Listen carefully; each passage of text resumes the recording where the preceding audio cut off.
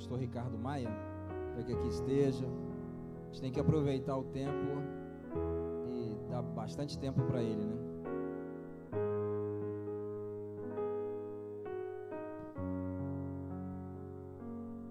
O pastor Ricardo Maia, a gente já apresentou ele aqui, a igreja, a maioria o conhece, né? Quem não conhece está conhecendo hoje. E eu, há pouco, né, tive a oportunidade, antes de começar o culto, tomar um pouquinho de café com ele, que ele vem lá de Santa Cruz, então um pouquinho distante, né? E esse meu amigo aí precisa comer alguma coisa antes. Sua esposa, né, Patrícia, alegria, né? Vocês sabem o carinho que a gente tem por vocês e a alegria de recebê-los aqui é imensa. E eu, irmãos, às vezes apresento o Maia aqui, né, e digo, olha, pastor, escritor, já veio aqui hoje, já me deu o meu livro de presente, O Segredo das Portas. Outro dia tá ventando aí, né, Fator Eu 1 e 2, e a gente sempre é abençoado. Mas o Ricardo, irmãos, eu tive a oportunidade de passar pela aeronáutica. Eu fiquei 7 anos lá. Aqui na igreja tem alguns que são da Marinha, e às vezes eu converso com eles, né? Então eu tive a oportunidade de passar 7 anos. E quase 2 anos, quase 3 anos, foi trabalhando. O Maia já tinha mais tempo, né? E um dia eu, devido à área que eu tinha feito a formação, eu fui mandado lá para esse lugar, que era um esquadrão, né, de comunicação, embora a minha especialidade era outra. Mas lá eu pude conhecer o Ricardo Maia, conhecer outros amigos, e que me ajudaram muito na caminhada, inclusive o Ricardo Maia, né? Me ajudaram muito, me recepcionaram bem, e eu fui trabalhar num local e fazia um trabalho diferente, tirava um tipo de serviço num setor de comunicação, e que eu fiquei mais alegre ainda, porque aquela estação, aquele lugar, chamava-se Profeta.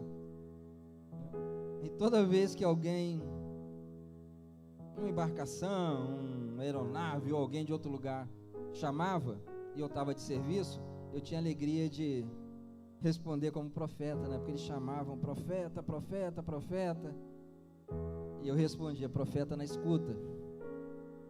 Pode prosseguir. Não é isso? E eu estava lembrando, né, de coisas que marcam a nossa vida. E há pouco eu estava falando com ele que a gente está caminhando aí para o encerramento, né, de vida ativa, né, de servidor público. E lembrando que cada local que a gente passa é uma escola, é uma formação, é um aprendizado. São pessoas que Deus coloca no nosso caminho para nos abençoar, e nos coloca ali também para abençoar outras pessoas, né? Ser canal de bênção para outras pessoas. E estava, inclusive, conversando isso com o Ricardo há pouco. Esse último local, né, onde eu estou há 23 anos, graças a Deus, eu me alegro quando um vem e fala, eu estou servindo ao Senhor, e eu pude ser canal de bênção para que essa pessoa chegasse a Cristo, né? Graças a Deus, porque Deus coloca cada um dos seus servos onde coloca, além de nos abençoar ali, né, como profissional, nos coloca ali como filhos dele, né, para levar a mensagem de salvação. E eu me alegro muito. Eu vou poder testemunhar aqui na igreja, mas até me alegro porque às vezes eu chego em casa e falo, Marta, tem algumas pessoas lá que estão me chamando de pastor, até lá no meu trabalho. Involuntariamente, não vou dizer involuntariamente, é um prazer, né? Mas a gente poder ser um porta-voz da palavra de Deus, né? Ser profeta, né? E o Ricardo Maia é um profeta de Deus para a nossa vida também, né? E lá ficou 30 anos, né? Ou 35, 32, né? Só como profeta. Estenda suas mãos para cá, irmãos. Te louvo, Senhor, e te agradeço pela vida do teu filho, Pai. Muito obrigado, Senhor, pela vida dele, da Patrícia, das suas filhas, do seu genro. Te agradeço, Senhor, eu te louvo. Teu servo está em tuas mãos, veio aqui para que nós sejamos abençoados e ele também abençoado. Que o Teu Espírito Santo nos conduza em tudo, Pai. Porque o Teu Espírito Santo, Pai, é que promove edificação nesse corpo, Pai, que é o corpo de Cristo Jesus. Onde um, Pai, traz os salmos, outro louva, outro traz a mensagem de vida e de exortação e de consolo para o nosso coração. Muito obrigado. Guarda a nossa vida e guarda o nosso coração aqui nessa noite, para que todos sejamos abençoados, em nome de Jesus, e o Teu nome seja glorificado. Amém, Senhor, amém.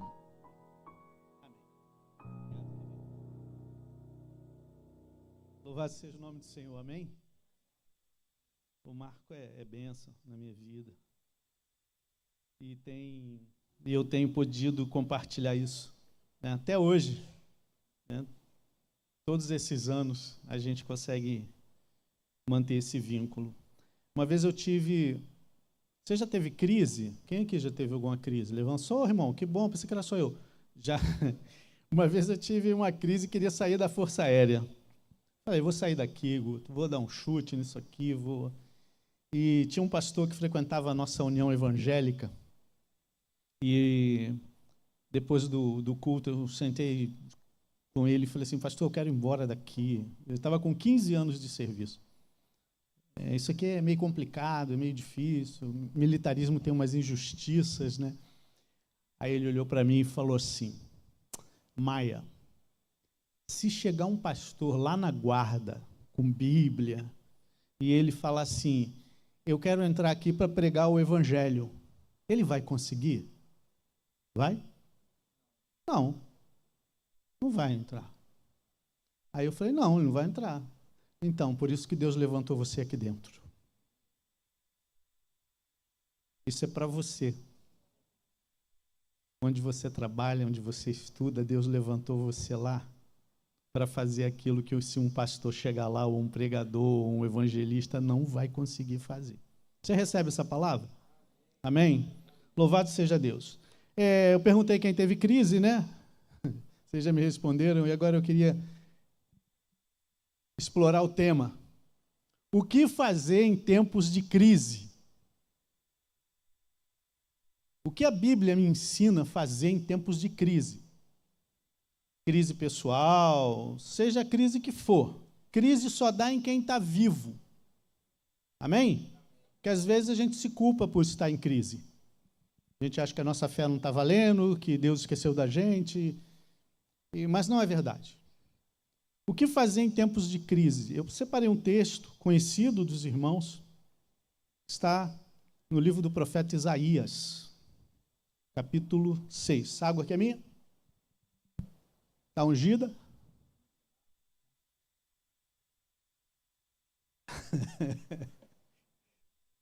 O que fazer em tempos de crise? Vamos lá? Assim diz a palavra do Senhor. Você crê que essa é a palavra do Senhor? Amém? No ano da morte do rei Uzias, eu vi o Senhor assentado em um trono alto e exaltado, e as abas das suas vestes enchiam o templo. Acima dele estavam serafins, cada um deles tinha 6 asas, com 2 cobriam o rosto, com 2 cobriam os pés, e com 2 voavam. E proclamavam uns aos outros, Santo, Santo, Santo é o Senhor dos Exércitos. A terra inteira está cheia da sua glória. Ao som das suas trombetas e vozes, os batentes da porta tremeram e o templo ficou cheio de fumaça. E eu gritei, ai de mim, estou perdido, pois sou um homem de lábios impuros e vivo no meio de um povo de impuros lábios. Os meus olhos viram o Rei, o Senhor dos Exércitos. Amém? Vamos ficar por aqui. O que fazer em tempos de crise? Primeira pergunta. Onde você estava quando esse texto foi escrito? Aproximadamente 700 anos antes de Cristo. Tem tempo, né? Não tem ninguém aqui nessa idade. 700 anos antes de Cristo. Olha o que eu quero compartilhar com você. O profeta está em crise. E eu vou te mostrar, a gente vai explorar esse livro mesmo, tá? Ele está em crise, existe uma crise fundada aqui nesse tempo. 700 anos antes de Cristo. Analise bem o que eu vou colocar para você. Havia nessa época uma crise política. Entenderam ou não? Qualquer semelhança? Mas foi 700 anos antes de Cristo. Nós estamos 2000 e algumas coisas, e alguns anos depois de Cristo. Na época havia uma crise política. Pastor, onde é que está a crise política? Eu vou ler com você o primeiro versículo. No ano da morte de quem? Do rei Uzias. Então, qual é a crise política? A crise política é que a nação estava sem líder. Concordam ou não? Amém? Não tinha líder. Morreu o rei. O rei está morto. Não tem ninguém sentado no trono. E o rei Uzias, ele foi considerado um bom rei. Ele era inteligente, produzia armas, fazia boas negociações com outras nações. Ele era um cara visionário, mas um dia ele peca, porque ele vai ao santuário de Deus e ele quer oferecer o sacrifício. Ele é repreendido pelo sacerdote e ele se rebela com o sacerdote, e a partir do momento que ele se rebela com o sacerdote, uma lepra é colocada na testa dele. E depois disso, ele é afastado do povo, porque lepra, né, na época, ele é colocado num lugar separado e ele reina dentro de uma casa. Era um bom rei, mas deixou ser contaminado pela soberba, mas era um bom rei. E a partir dali a nação começou a afundar, porque o rei estava em rebelião contra Deus. Eu li que ele tinha um exército de 307.500 homens. Era um bom exército? Era um bom exército. Mas ficou leproso. E a partir desse momento, o seu reinado começa a sofrer. A grande derrota desse rei foi querer ocupar o lugar de Deus. Porque, olha só, preste atenção, quem tinha que entrar lá e oferecer sacrifício? Os sacerdotes. Ele quis oferecer. Querido, eu quero te dar uma palavra que serve para mim, porque antes da gente pregar para a igreja, a gente prega para nós mesmos. Nunca queira ocupar um lugar que não é seu. Entendeu, não? Amém? Amém, irmãos? O lugar que não é seu, não é seu. Ele quis ocupar um lugar que não era dele, e ali ele colocou fora um excelente reinado, um bom reinado. Então, você que trabalha num lugar e quer fazer o serviço de outra pessoa, também está no erro. Faça o seu serviço. Amém? É o seu serviço. Então, nós temos aqui, a primeira crise que eu estou falando é uma crise política. Quem está anotando? É uma crise política. Depois, eu vou falar de uma segunda crise, uma crise econômica. 700 anos antes de Cristo. Tem crise econômica? Alguém pode entender isso? Isaías capítulo 10. Versículos 1 e 2. Isaías 10, 1 e 2. Ai daqueles que fazem estatutos injustos que... Não, isso aqui é jornal de hoje. Ai daqueles que fazem estatutos injustos que escrevem decretos opressores. Alguém sabe o que é isso que nós estamos falando? Para privar os pobres dos seus direitos e da justiça aos oprimidos do meu povo, fazendo das viúvas sua presa e roubando dos órfãos. Gente, eu não consigo imaginar um mundo assim.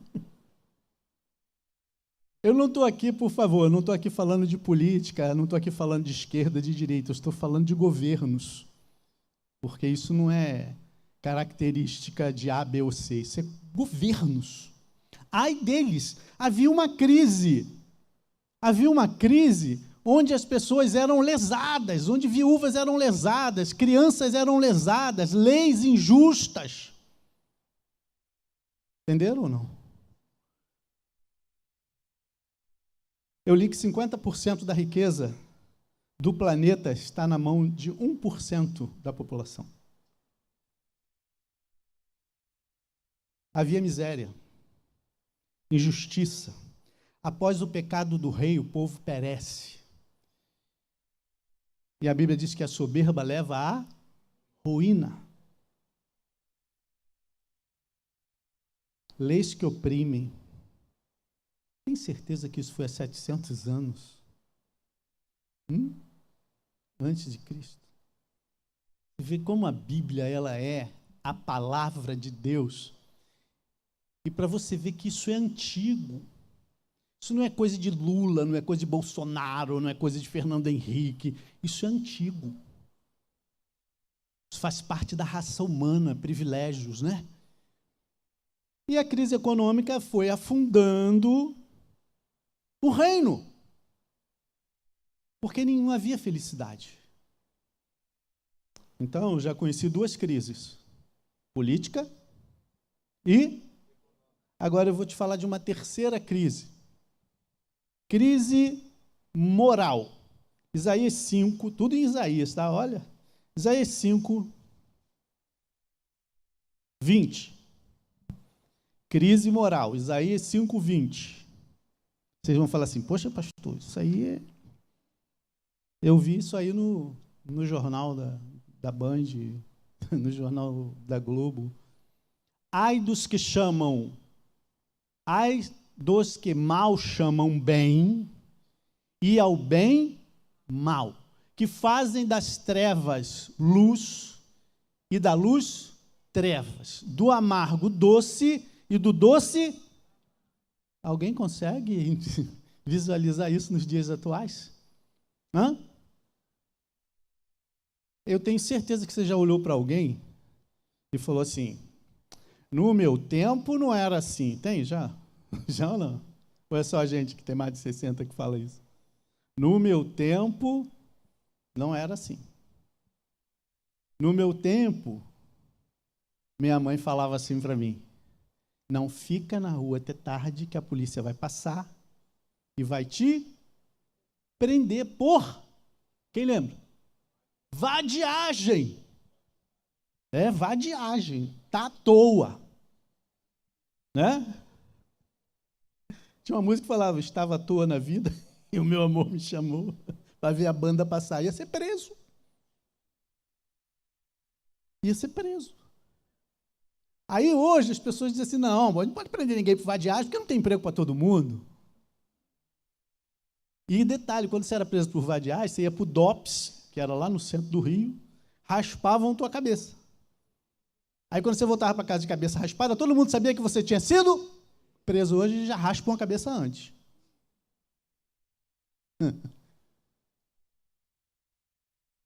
Havia uma inversão de valores. Quem não tinha direito agora tem. E eu sei que muita coisa deveria ser mudada mesmo. Mas nós estamos vivendo uma crise em que a moral foi banida da sociedade. O mundo nunca teve tão imoral. E o imoral agora é lei. Entendeu ou não? Eu estava vendo esses dias um rapaz que encontrou uma carteira cheia de dinheiro e devolveu. Procurou a pessoa, foi lá e devolveu. Foi manchete de jornal, foi entrevistado na televisão, virou celebridade. Porque o certo agora tem que ser exaltado. O que ele deveria fazer com essa carteira?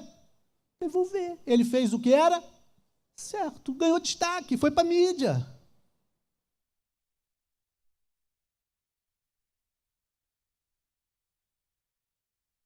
Você colava em prova, não precisa responder, a pergunta é retórica.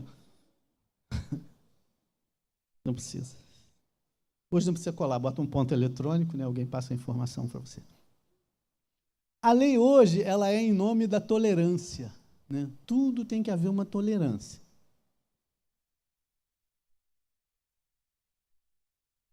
Olha essa frase. Que haverá um tempo em que o homem terá vergonha de ser honesto. Entendeu ou não? De tanto prosperar a desonra, ver crescer a injustiça, agigantar-se o poder nas mãos dos maus, o homem chega a desanimar-se da virtude, a rir-se da honra e ter vergonha de ser honesto. Nossa, que palavra boa. Não é de hoje, não. Esse texto tem muito tempo.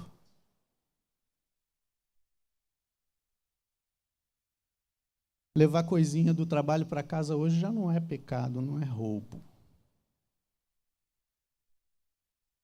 Quem não cola, pode falar, irmão, você que não sabe. Não sai da escola. Olha só o que eu estou querendo dizer, que o que era errado agora tem direitos.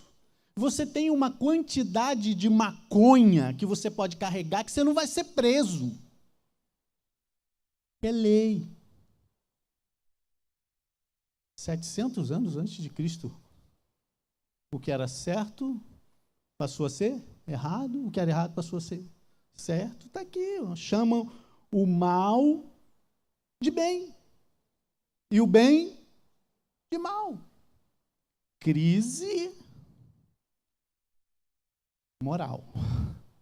Quantas crises você já conheceu? Política, econômica, moral. Tem mais uma. Crise espiritual.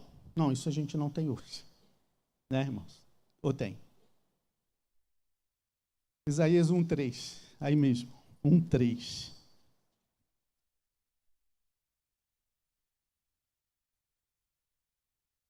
O boi reconhece o seu dono. O jumento conhece a manjedoura do seu proprietário. Mas Israel não conhece, o meu povo não compreende. Lá em casa a gente tem 2 cachorrinhas. A minha sogra está lá na varanda, aí fala assim, nossa, o teu carro nem entrou na rua. Ela já sabe que é você, já corre para o portão e fica abanando o rabo. Ela conhece o barulho, acho que é o barulho, né? Deve ser, nunca fui cachorro. Ela conhece o barulho do carro. Amém? Está entendendo onde eu quero chegar? O jumento aqui, que a gente fala que é um bicho burro, sabe a manjedoura do seu dono, mas Israel não sabe quem é o seu Deus.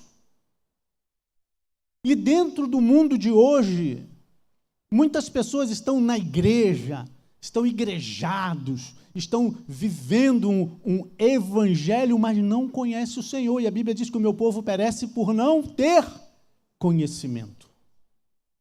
Espera aí, mas isso é palavra de 700 anos antes de Cristo. Você consegue identificar isso hoje? Amém ou não? Amém?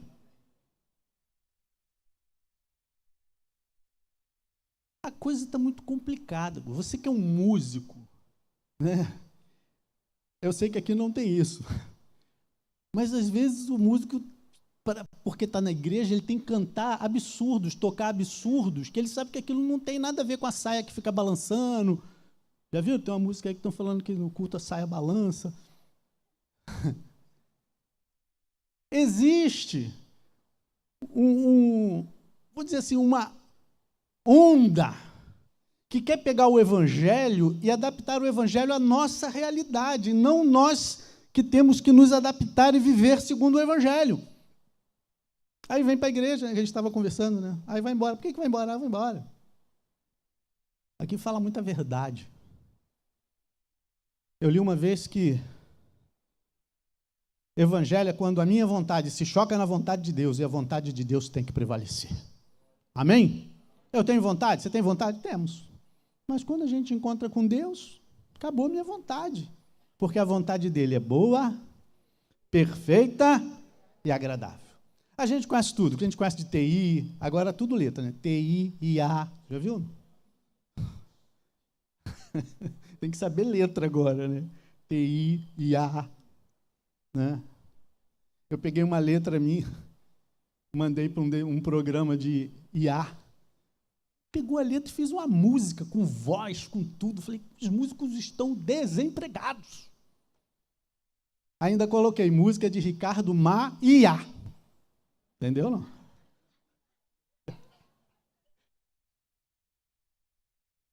IA está fazendo tudo. Minha filha, eu falei, minha filha, eu disse, pai, perguntei o GPT. Ó, a gente sabe de GPT, a gente sabe de IA, e a gente não sabe de Deus. E a gente está fazendo um monte de coisa achando que está agradando a Deus. E a gente está seguindo rituais que Deus fala, não estou aí. Eu não participo disso, e a gente está fazendo. Talvez seja por isso que eu e você, quando eu perguntei das crises, nós entremos em crise. Eu estou falando de mim. Pastor entra em crise? Entra, o pastor Marco? Entra? Os outros pastores aqui entram em crise? Sim. Perguntaram para um pastor, no dia do pastor, o senhor já pensou em sair da igreja alguma vez? Ele falou, toda segunda-feira. Toda segunda-feira eu quero ir embora. O pastor Marco falou, aleluia. Pensei que era só eu. É assim que funciona. Mas a gente não entende Deus, nós não temos conhecimento de Deus, a gente prefere pegar uma mensagem. E é bom ouvir boas mensagens. É bom, mas a gente também tem que ir lá na palavra. A gente também tem que ter o nosso alimento. Você não engorda com o que eu como. Amém? Isso faz parte da vida. Deus hoje ele virou propriedade de algumas pessoas. Existem líderes que entendem que Deus é propriedade deles. Igrejas que entendem que Deus é propriedade deles. Mas Deus é do seu povo e para o seu povo. E Ele é soberano. Amém? Você crê nisso? Amém. Então, 4 crises, vamos lá. Política, econômica, moral e espiritual. Amém?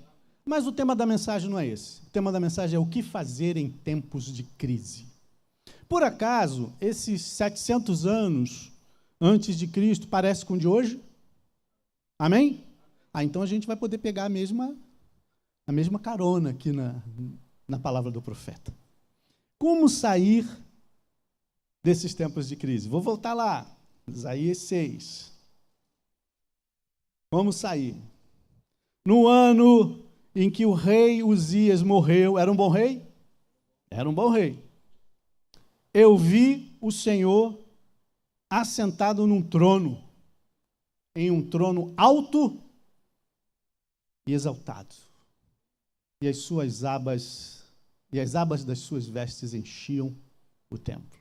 Primeiro ato que eu e você, que vivemos crises, devemos tomar, está aqui.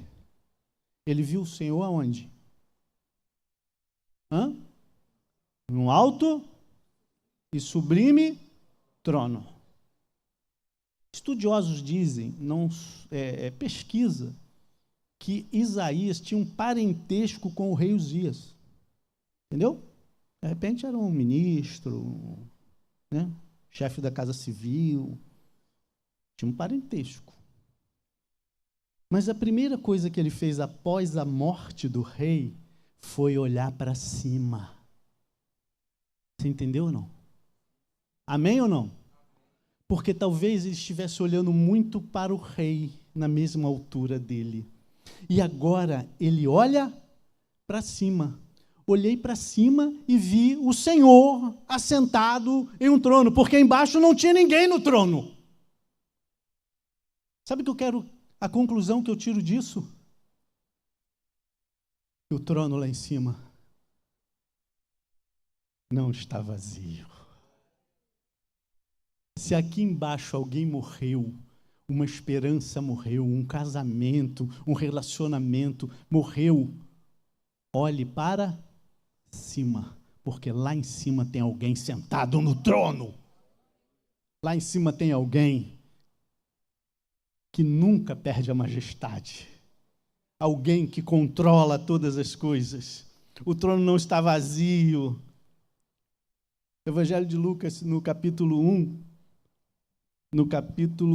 versículo 30, quando o anjo aparece, Lucas 1, 30, quando o anjo aparece, ele diz o seguinte, vou ver se é isso. Lucas que eu falei, né? Lucas 1, 30. O anjo disse, bom, é melhor que eu. O anjo, porém, lhe disse o que para Maria? Não tenha, Maria, pois você foi agraciada por Deus. O próximo. Você ficará grávida e dará à luz a um filho, lhe porá o nome de Jesus. E ele será? E será chamado? O Senhor Deus lhe dará o trono de Davi, seu pai. E ele reinará por quanto tempo?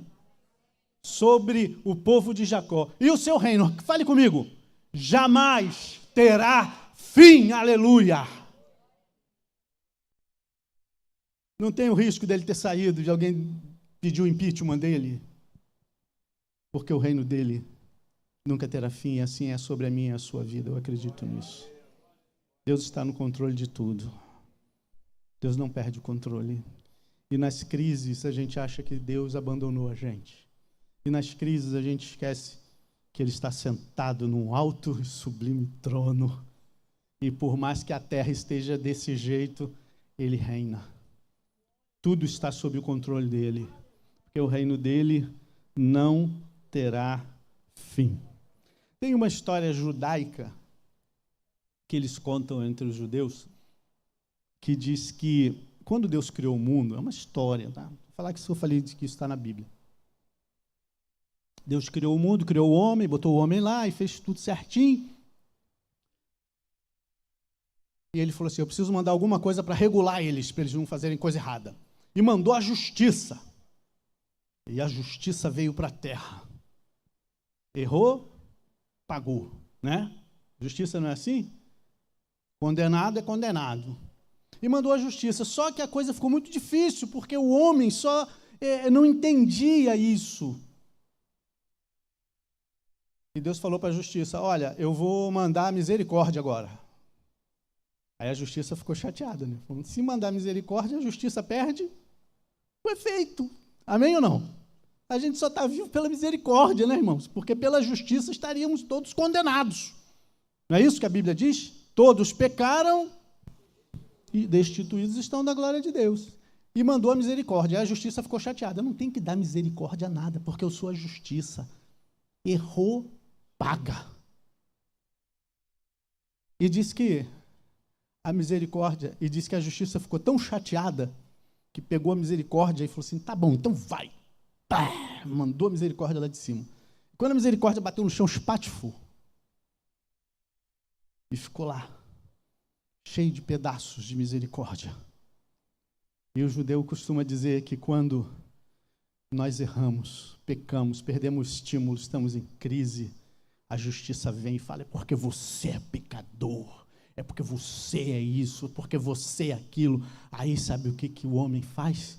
Quando a justiça aperta ele, corre e acha um pedacinho de misericórdia e pula em cima e fica em cima desse pedacinho. Amém? Aí a justiça não pode fazer nada. Está doendo, irmão? Existe uma misericórdia pertinho. Ela pode estar espatifada, quebrada, mas é para lá que você tem que correr. Porque a misericórdia do Senhor é a causa de não sermos consumidos. E existe misericórdia para mim, existe misericórdia para você. Quando esse mal chega, quando o dia mal vem, quando a tristeza vem, existe a misericórdia do Senhor. E a justiça quer punir. Mas o Deus Santo, o Deus de misericórdia, diz que Ele está sobre toda a terra. Mas tem gente que ainda não entendeu isso, porque não entendeu Jesus Cristo. Porque ainda não entendeu que estar em Cristo é encontrar a misericórdia. Glória a Deus por isso. Amém? O garotinho ia para a escola e não queria que a mãe fosse com ele. Já passou isso na sua vida? Já paga mico, chegar lá com a minha mãe, não tem esse negócio? Tem ou não tem? Tem. Aí, brigando com a mãe, eu posso ir sozinho, a escola é aqui pertinho, né? Deve estar passando por isso. Aí, a mãe, tá bom, vai sozinho hoje. Aí, já sou homem. Eu lembro quando minha mãe deixou eu ir lá fora comer pizza sozinho, entendeu? E eu me senti importante porque eu podia botar o que eu quisesse na pizza. Eu já tinha 12 anos. 12 anos hoje já tem filho. E a mãe falou assim com a vizinha na escola, falou, olha só, ele vai vir todo dia. A senhora está vindo com a sua filha, a senhora vem acompanhando ele, só olhando ele e tal, vai ver. Sabe como é que é? Mãe, né? Mãe é mãe, né? Aí a vizinha, não, pode deixar. Aí quando ele ia para a escola, a vizinha ia com a filhinha só olhando, né? Ele, tá. Aí um dia essa mãe está em casa, recebe a visita dessa senhora, da menina, chega lá e fala, meu filho, vem aqui conhecer ele, eu já conheço. Você já conhece ela? Conheço. Sabe o nome dela? Sei, mãe. Bondade e Misericórdia. Porque a senhora falou que elas iam me seguir todos os dias da minha vida. E eu vejo essas duas todo dia me seguindo. Bondade e Misericórdia. A palavra ficou gravada. Porque a misericórdia do Senhor é a causa de você e eu não sermos consumidos. Porque senão a tristeza nos consumiria. Então, em tempos de crise, olhe para cima. Amém? O que é santo, o que é verdadeiro. Apocalipse 3, 7, 8 fala que ele conhece as nossas obras. Isso é importante demais. É Apocalipse 3, 7 e 8. Ele sabe quem nós somos, ele sabe de tudo. Ao anjo da igreja de Filadélfia, escreva: eis o que diz o santo e o verdadeiro, o que tem a chave de Davi, aquele que abre e ninguém fecha, e que fecha e ninguém abre. Isso é texto que está no meu livro, depois você pode comprar. Conheço suas obras, eis coloquei diante de ti uma porta aberta, que ninguém pode. Sei que você tem pouca força. Olha como Deus é bom conosco. Mas guardou a minha palavra e não negou o meu nome. Aleluia. Amém? Tempos de crise. Olhe para cima. Segundo, em tempos de crise, olhe para dentro de você. Aí, nos versículos de Isaías mesmo, 6, 4, 7. Olha isso, irmão, que interessante. De 4. Ao som das vozes dos batentes, das portas tremeram, e o templo ficou cheio de fumaça. E eu gritei: ai de mim, estou perdido, pois sou um homem de lábios impuros e vivo no meio de um povo de impuros lábios, e os meus olhos viram o Rei, o Senhor dos Exércitos. Logo um dos serafins voou até mim, trazendo uma brasa viva que havia tirado do altar com uma tenaz. Com ela tocou a minha boca e disse: veja, isto tocou os teus lábios, por isso a tua culpa foi removida e o teu pecado foi perdoado. Aleluia. Ele fala que ele era um homem de impuros lábios. E onde a brasa foi colocada? Nos lábios. Deus vai agir e vai curar justamente onde está o nosso pecado. Mas é necessário confessar como ele confessou. Olhou para ele. Isso é muito legal. Ele olhou para ele. Falou: eu sou um homem de puros lábios. Agora vamos comparar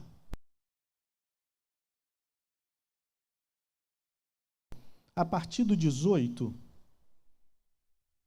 Achou, irmãos? Amém? Olha só, a partir do 18. Ai dos que se prendem à iniquidade com cordas e tal. 19. E que dizem e tal, é só para acelerar. 19, 20. Ai dos que chamam mal e bem, a gente já falou desse texto. E o 21. Ai dos que são sábios. Ai, do 22. Dos campeões em beber vinho. Você reparou quantos ais? Reparou, não? É muito ai, né? Ai dos que bebem, ai dos que falam mal. Olha a postura dele antes dele ver o Senhor da glória. Porque depois que ele vê o Senhor da glória, olha como o ai muda. Agora, como é o ai? Ai de mim. Você entendeu a diferença, não? Antes é o ai dos outros. Entenderam, não? Amém? A gente fica assim, ai de fulano. Nossa, olha o cabelo. Olha a roupa. Olha o comportamento. Olha, fulano bebe. Ih, fulano, nossa, fulano não tem jeito. Fulano é o ai dos outros. Porque enquanto a gente não vê o Senhor da glória, a gente fica olhando o ai dos outros. A gente fica com pena dos outros. A gente fica recriminando os outros. Mas depois que ele vê o Senhor da glória, ele muda. Ele diz, ai de mim. Ele olha para ele. O filho pródigo só voltou para a casa do pai quando ele entendeu que ele estava dentro de um chiqueiro. E a Bíblia diz que ele caiu em si. Amém? Amém, irmãos? Porque enquanto eu fico olhando o ai dos outros, eu vou viver em crise. Tem um salmista que ele vê o ímpio prosperando. Não é? Ele vê o ímpio prosperando. E ele é regente, trabalha com música. Fala, nossa, toco lá na igreja. Vejo músico aí bombando. E até quem não é. Se eu quero sair da crise, eu não posso ficar olhando para os outros. Eu tenho que falar, ai de mim. Eu estou em crise. Eu estou inconformado, porque o Isaías está inconformado. Ai de mim. E muitas vezes, a crise é não estar na presença de Deus. Ele diz, estou perdido. Olha, profundo isso, né, irmãos? Mas ele diz assim, mas os meus olhos agora veem o Senhor da glória. Vamos mudar o ai? Os meus olhos viram o Rei. Diz o texto que a iniquidade foi tirada. 1 João 1,9 diz, ele é fiel e justo para nos perdoar os pecados e nos purificar de toda a injustiça. Toda a injustiça. Mas agora, versículo 8. Até aqui ele está vendo o Senhor da glória, está falando, ai de mim, né? Aí no versículo 8, sabe quem começa a se manifestar? Quem? Quem, irmãos? O Senhor. Você já fez uma oração assim, Senhor, fala comigo, já? Quem já fez? Eu também, irmão. Irmão, eu tenho uma dificuldade de ouvir a voz de Deus, irmão. Tem gente que chega para o outro, ó, o Senhor mandou te falar, né? Com uma facilidade, irmão, que eu fico achando que eu sou o pior filho do mundo, porque Deus não fala tanto assim comigo, não. Fala, Deus. É uma facilidade para ouvir Deus que me assusta, pastor. Não sei se Deus é assim contigo, entra no teu quarto, olha só, pastor Marco, o negócio está pegando, não é assim não, né? Para Deus falar comigo, meu irmão, e quando ela está preparando mensagem, né? Quantos rascunhos você joga fora? Ih, não, isso aqui não. Fala comigo, Deus. Senhor, fala que o teu servo ouve. Agora Deus começa a falar com ele. Então eu ouvi a voz do Senhor conclamando. Aí Deus olha para ele e fala assim, está feia a coisa? Está em crise? O mundo está ruim? Os dias estão maus? A quem eu posso enviar para resolver isso? Quem irá por nós? O que ele respondeu, irmãos? Vamos lá, irmãos. Aqui estou. Tem uma versão que diz, eis-me aqui, envia-me. Cuidado.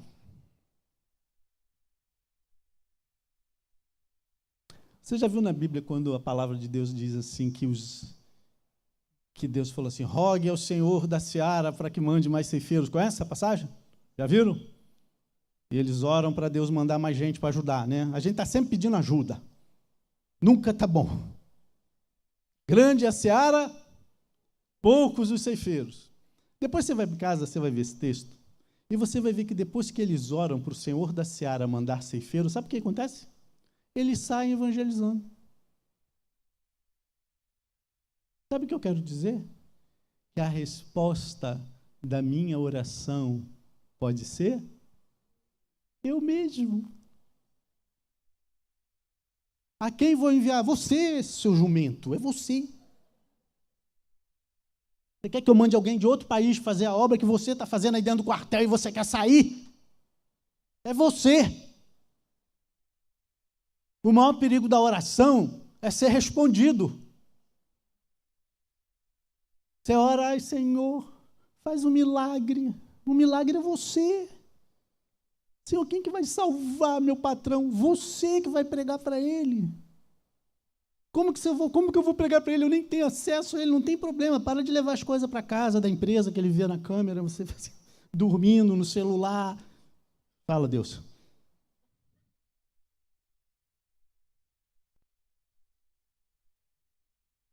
É você. A resposta da oração sou eu. E Deus falou para Isaías isso. Quem eu vou enviar? Está feia a coisa? A quem eu vou enviar? E ele entendeu.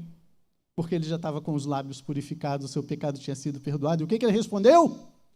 Eis-me aqui. Quantas vezes você já falou isso para o Senhor? Quantas vezes eu não sei como é que é feita aqui indicação para alguma coisa, ficam, eu indico fulano. Fulano vai te pegar lá fora. Eu pastoreava uma igreja que a gente tinha que nomear a comissão, às vezes, para resolver algumas coisas, né? Não sei como. E eu já tinha colocado uma norma. Falei, ó, quem indicar alguém já é o relator. Porque antigamente ficava empurra, né? Fulano, declino. Fulano, declino. Aí eu falei, quem indicar já é o relator da comissão. Porque é muito fácil a gente querer que as coisas funcionem com os outros fazendo. Amém ou não? Os poucos falaram amém, claro. Amém, irmãos? Amém. Eis-me aqui, eu estou aqui, já entendi o propósito. Eu já reconheci o meu pecado. E o sangue de Cristo nos purifica de todo pecado. Lucas capítulo 5, versículo 8. Lucas 5, 8.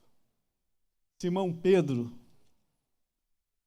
depois de ter errado mais uma vez com o Senhor, ajoelhou-se aos pés de Jesus e disse, pode ler comigo? Afaste-se de mim, Senhor, porque sou homem pecador.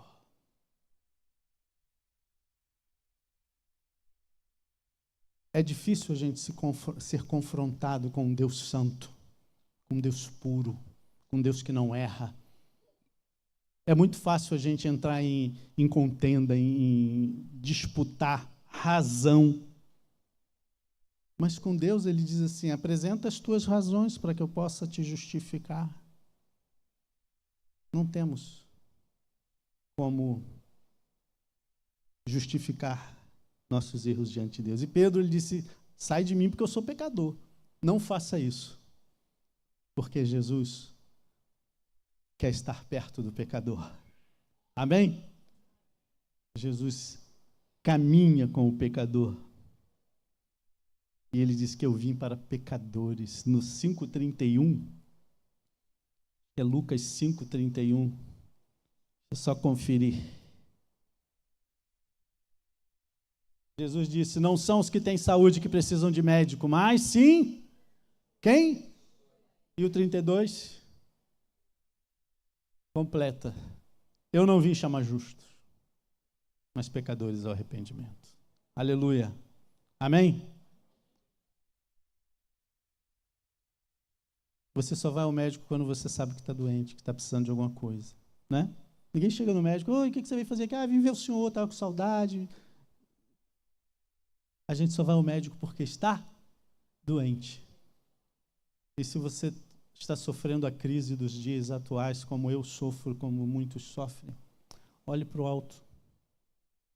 Olhe para você. Reconheça o seu pecado. Não é pecado que Deus não possa curar, que Deus não possa resgatar. Ouça o que Deus tem a lhe dizer. O texto que nós lemos diz que Isaías começou a ser restaurado quando ele viu que lá no céu tem alguém no trono. Tem alguém que cuida de nós. Tem alguém que conhece o nosso íntimo. Você já acordou um dia mal sem saber o motivo? Quem? Se for só eu, vou procurar um médico. Sem motivo, né? Conta bancária cheia, patrão dando dispensa toda hora. Aí está exagerando, pastor. Família bonita, todo mundo com saúde. E você e eu, triste. O sistema é cruel. E isso não é novidade do século 21, não. Olha aqui, a gente leu aqui um tempo de crise. Mas quando ele olha e vê que lá no trono tem alguém sentado que fala assim, está tudo sob o meu controle, eu não perdi o controle das coisas, ninguém é provado além do que pode suportar. Mas eu não sei, pastor, por que eu estou passando por essas coisas? Não tem sentido. Eu estou bem. Mas você está em crise. Deixa eu te fazer uma pergunta. Quando os discípulos estavam lavando os pés de Jesus, teve um que falou, Jesus estava lavando os pés dos discípulos, teve um que falou, não, o senhor não vai lavar meus pés. Não teve? Teve ou não? Eu posso te falar uma coisa? Acho que eu também falaria isso. Senhor, o senhor não vai lavar meus pés. E os pés da Galileia eram pés bem sujos, hein? Tanto que em toda a casa tinha uma vasilha de água para quando você entrasse lavar os pés. Aí Jesus olha para aquele discípulo e fala assim para ele: o que eu estou fazendo agora, você não entende, mas você vai entender depois. Amém? Quando você estava no ventre da sua mãe, já aí com uns 8 meses, você tinha braços? Tinha ou não? Pernas, orelhas, boca, sim? Orelha, umas maiores, outras menores, mas tinha, né? Agora eu vou te perguntar, para que servia aquilo lá dentro da barriga da sua mãe? Para que servia perna? Para que servia orelha? Para que servia boca, nariz? Para quê? Para quê? Respondo bem alto. Para quê? Fala mais alto. Nada. Só tinha uma coisa lá dentro que fazia sentido e existia. O que era? Ninguém sabe? Fala, irmão. O seu? Não. O seu umbigo. Porque era por ali que você recebia o alimento. Agora hoje, para que serve o seu umbigo depois que você nasceu? Para botar piercing, pastor. Para que serve o seu umbigo? Para quê, irmã? Nada. Não serve para nada. Acho que a única coisa que Adão não tinha era um umbigo, né? Para que ele queria um umbigo? Foi feito do pó da terra. Seu umbigo serve para quê, irmão? Nada. Para botar piercing, botar, aparecer na televisão, na internet. Agora deixa eu te perguntar. Sua perna, seu braço, sua orelha, seu nariz, sua boca, servem para alguma coisa hoje? Sim ou não? Amém. Mas lá não servia? Na barriga? De nada. Irmãos, eu acredito que eu estou vivendo uma vida intrauterina aqui. Que muita coisa que acontece na minha vida não tem sentido. Que muita coisa que acontece nos meus dias não tem sentido. Que essa tristeza que eu acordo pela manhã, que essa falta de paz, que essa angústia não tem sentido. Mas um dia eu vou entender tudo isso. Porque eu vou para um outro tempo com Deus. Eu vou morar com Ele e vou entender por que eu sofria todas essas dores aqui.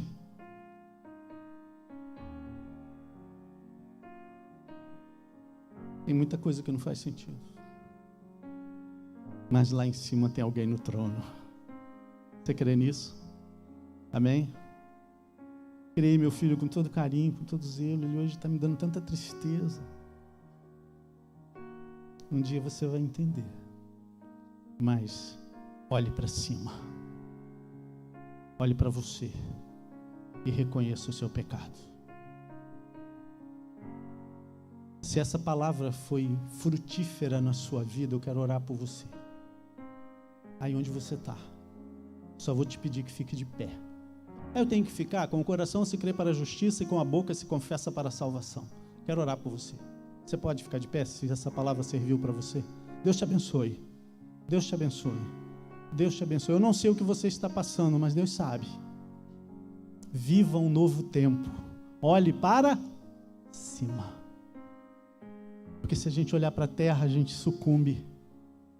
É muita crise que afeta a mim, que afeta você, mas Deus, Ele quer que eu olhe para Ele. Porque lá em cima os anjos estão cantando Santo, Santo, Santo.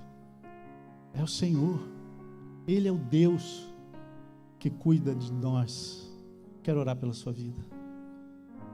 Senhor Jesus, a tua igreja está aqui e veio com essa chuva na tua casa para ouvir a tua palavra. Que esta palavra tenha frutos. Que esta palavra possa ser aquilo que eles vão levar para casa e vão olhar para o alto e vão procurar saber de ti. Onde estão falhando, para que com brasa viva tu toques na nossa ferida, no nosso mal, restaure o nosso coração e possamos dizer a ti: eis-me aqui. Queremos viver esse tempo, queremos entender os teus propósitos, e as coisas que não entendemos hoje vamos saber depois, mas queremos olhar para cima, queremos ver a tua face, queremos ouvir o cântico dos teus anjos dizendo que tu és santo, e que esta santidade seja fruto nas nossas vidas, seja o lugar de paz, olhando para ti, olhando para o autor e consumador da nossa fé. Eu te agradeço por falar conosco nessa noite, por saber que precisamos muito olhar para cima, reconhecer nossos pecados, quem somos, e ter a nossa vida renovada em ti, sabendo que Jesus Cristo morreu pelos nossos pecados, e os pecados confessados são pecados perdoados. Eu não sei, Senhor, da vida dos meus irmãos, mas eu sei que há restauração hoje, que há recomeço de relacionamento contigo. E eu te agradeço, em nome e por amor de Jesus. Amém e amém. Agora eu quero que